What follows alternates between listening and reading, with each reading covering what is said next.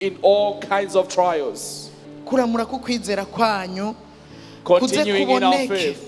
The reward of our faith. kuze kuboneke kuri ari ukw'igiciro kinini ya May that cyane be found worthy of great kuri worthiness nishimwe n'ubwiza that brings honor and glory mu gihe cyo guhishurwa kwa Yesu in the Kristo. time of revealing of Jesus Christ.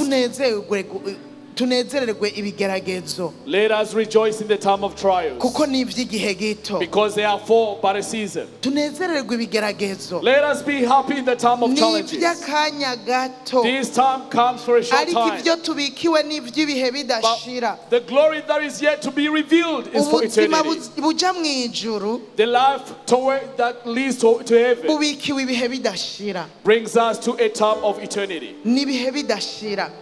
Nicyo gituma ibi bitubabaza aka This kanya is- gato. This is why when we go through suffering of a short time, ubyibutse uravuga ngo when you remember this, you should say, wakigeragezo oh, temptation, usigaje akanya gato you cyane. only have a short time. wakigeragezo Temptation, ufisigaje akanya gato you have cyane. a very short iyo period. ndiko ndaja Where I go, nzohaguma ibihe byose. I shall be there forever. hari n'ikigeragezo ubona umengo kigira kigutwara ubuzima. There are times where challenges will look as if they are taking nacyo your nyine life. uzukibwire ngo Even in that time, say to that temptation, nawe ntwara ubuzima. even if you were to take my life igikomeye away, nuko mfa mfiriye mu the mwami. main thing is that I may die and dying in the Lord, nzobaha ibihe when I bidashira. shall live eternity. haleluya. Hallelujah. ibyaremwe byose hariya mu ijuru Everything that was created in ngo heaven, byiteze ukuzohishurwa kw'abana they are b'Imana waiting for the glory that shall be revealed from the sons of God. kandi biguhahamiye cyane. And they are waiting with groaning. muzi igituma babyiteze Do babihahamiye. you know what they are waiting with great groaning? abamarayika